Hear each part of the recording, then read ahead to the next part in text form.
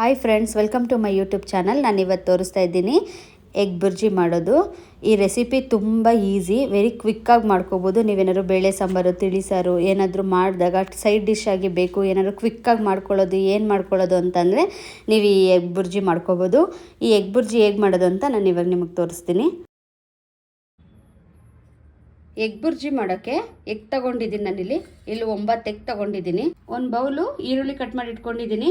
ನೋಡಿ, ಸಣ್ಣದಾಗಿ ಎಷ್ಟು ಸಾಧ್ಯ ಅಷ್ಟು ಸಣ್ಣದಾಗಿ ಕಟ್ ಮಾಡಿ ಇಟ್ಕೊಳ್ಳಿ. 5 ಹಸಿಮೆಣ್ಸಿಕಾಯಿನ ಮಧ್ಯಕ್ಕೆ ಕಟ್ ಮಾಡಿಲ್ಲ ನಾನು. ನೋಡಿ, ಉಂಡೆನೇ ಸಣ್ಣದಾಗಿ ಕಟ್ ಮಾಡಿ ಇಟ್ಕೊಂಡಿದ್ದೀನಿ. ಒಂದು ಸ್ವಲ್ಪ ಕೊತ್ತಂಬರಿ ಸೊಪ್ಪು, ರುಚಿಗೆ ತಕ್ಕಷ್ಟು ಉಪ್ಪು, ಒಂದು ಸ್ವಲ್ಪ ಪೆಪ್ಪರ್ ಪೌಡರ್, ಮೆಣಸು ಪೌಡರು. ಇವಾಗ ಸ್ಟವ್ ಆನ್ ಮಾಡ್ತಾ ಇದ್ದೀನಿ. ಒಂದು ಬಾಣಲೆ ಇಟ್ಕೊಂಡು ನೋಡಿ, ಇವಾಗ ಎಣ್ಣೆ ಹಾಕ್ತಾ ಇದ್ದೀನಿ. ಎಣ್ಣೆ ಜಾಸ್ತಿ ಹಾಕ್ಕೋಬೇಡಿ. ಇವಾಗ ಎಣ್ಣೆ ಕಾದಿದೆ ನೋಡಿ. ನಾನು ಹಸಿಮೆಣ್ಸಿಕಾಯಿ ಹಾಕ್ತಾ ಇದ್ದೀನಿ. ಹಸಿಮೆಣ್ಸಿಕಾಯಿನ ನಾನಿಲ್ಲಿ ಜಾಸ್ತಿನೇ ತಗೊಂಡಿದ್ದೀನಿ. ಟೇಸ್ಟ್ ಚೆನ್ನಾಗಿರುತ್ತೆ. ಅಯ್ಯೋ ತುಂಬ ಖಾರ ಆಗುತ್ತೆ ಅನ್ನೋ ಭಯ ಬೇಡ. ನಾವು ಫಸ್ಟೇ ಎಣ್ಣೆಲಿ ಚೆನ್ನಾಗಿ ಹಸಿಮೆಣ್ಸಿಕಾಯಿನ ಚೆನ್ನಾಗಿ ಫ್ರೈ ಮಾಡೋದ್ರಿಂದ ಖಾರ ಬರಲ್ಲ ನಿಮಗೆ. ಎಗ್ ಬುರ್ಜಿ ತಿನ್ನುವಾಗ ತುಂಬ ಟೇಸ್ಟಾಗಿರುತ್ತೆ. ಅದಕ್ಕೆ ಫಸ್ಟ್ ಯಾವಾಗ್ಲೂ ಹಸಿಮೆಣ್ಸಿಕಾಯಿನ ಎಣ್ಣೆಲಿ ಫ್ರೈ ಮಾಡ್ಕೋಬೇಕು. ಅದ್ರ ಘಾಟು ನಿಮಗೆ ತೋರಿಸಲ್ಲ. 1-2 ನಿಮಿಷ ಹಸಿಮೆಣ್ಸಿಕಾಯಿ ಎಲ್ಲ ಬಾಡೋ ಥರ ನಾವು ಚೆನ್ನಾಗಿ ಫ್ರೈ ಮಾಡೋಣ. ಇಲ್ಲಿ ನೋಡಿ ಹೇಗೆ ಬಾಡಿದೆ ನಿಮ್ಗೆ ಕಾಣಿಸ್ತಾ ಇದೆಲ್ಲ. ಇಷ್ಟ ಆಗಬೇಕು ಮೆಣಸಿಕಾಯಿ. ಇವಾಗ ನಾನು ಇದಕ್ಕೆ ಈರುಳ್ಳಿ ಹಾಕ್ತಾ ಇದ್ದೀನಿ.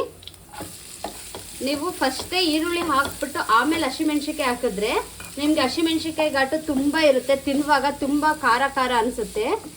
ಫಸ್ಟೇ ಹಸಿಮೆಣ್ಸಿಕಾಯಿ ಹಾಕಿ ಎಣ್ಣೆಯಲ್ಲಿ ನೋಡಿ ಈ ಥರ ಬಾಡೋದ ಮೇಲೆ ಈರುಳ್ಳಿ ಹಾಕೋದ್ರಿಂದ ನಿಮಗೆ ಹಸಿಮೆಣ್ಸಿಕಾಯಿ ಗ್ಯಾಸ್ಟ್ರಿಕ್ಕೂ ಆಗಲ್ಲ. ಹಸಿಮೆಣ್ಸಿಕಾಯಿ ತಿನ್ನೋದ್ರಿಂದ ನಿಮಗೆ ಖಾರನೂ ಬರಲ್ಲ. ಕರೆಕ್ಟಾಗಿರುತ್ತೆ ಎಗ್ ಬುರ್ಜಿಲಿ. ಇವಾಗ ಈರುಳ್ಳಿ ಚೆನ್ನಾಗಿ ಇದನ್ನು ಎಣ್ಣೆಲಿ ಫ್ರೈ ಆಗಲಿ. ಇವಾಗ ನೋಡಿ, ಈರುಳ್ಳಿ ಬೇಗ ಫ್ರೈ ಆಗಬೇಕು ಅಂದರೆ ನೀವು ಇದಕ್ಕೆ ನೋಡಿ ಸ್ವಲ್ಪ ನಾನು ಸಾಲ್ಟ್ ಹಾಕ್ತಾ ಇದ್ದೀನಿ. ಫಸ್ಟ್ ಇವಾಗ ಒಂದು ಸ್ವಲ್ಪನೇ ಹಾಕ್ಕೊಳ್ಳಿ. ಹಾಕ್ಕೊಂಡು ಮಿಕ್ಸ್ ಮಾಡಿ.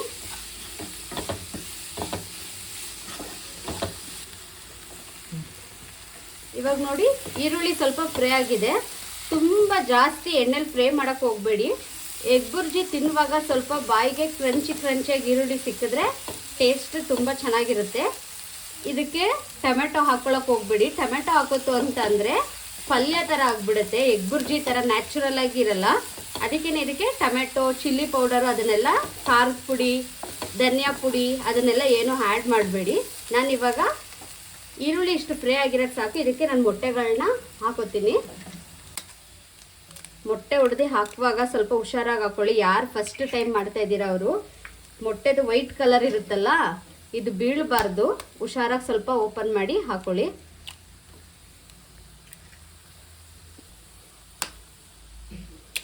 ನೋಡಿ, ಹಾಗೇನೆ ಎಲ್ಲ ಮೊಟ್ಟೆಗಳು ನಾನು ಹೊಡೆದು ಹಾಕೋತಾ ಇದ್ದೀನಿ. ನೋಡಿ, ಇವಾಗ ನಿಮಗೆ ಕಾಣಿಸ್ತಾ ಇದೆಯಾ?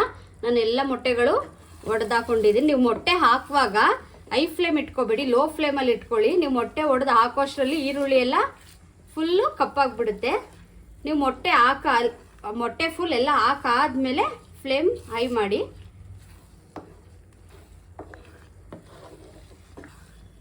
ನೋಡಿ, ಇವಾಗ ನಾನು ನಿಧಾನಕ್ಕೆ ಫಸ್ಟು ಕ್ಲೀನಾಗಿ ಎಲ್ಲ ಮಿಕ್ಸ್ ಮಾಡ್ತಾ ಇದ್ದೀನಿ. ಹೈ ಫ್ಲೇಮೇ ಇಟ್ಕೊಳ್ಳಿ. ನೀವು ಆದಷ್ಟು ತಳ ತುಂಬ ದಪ್ಪ ಇರೋ ಅಂಥ ಪಾತ್ರೆನೇ ತಗೊಳ್ಳಿ. ಬಾಣಲಿ, ಪಾತ್ರೆ ಯಾವುದಾದ್ರೂ ಸರಿ.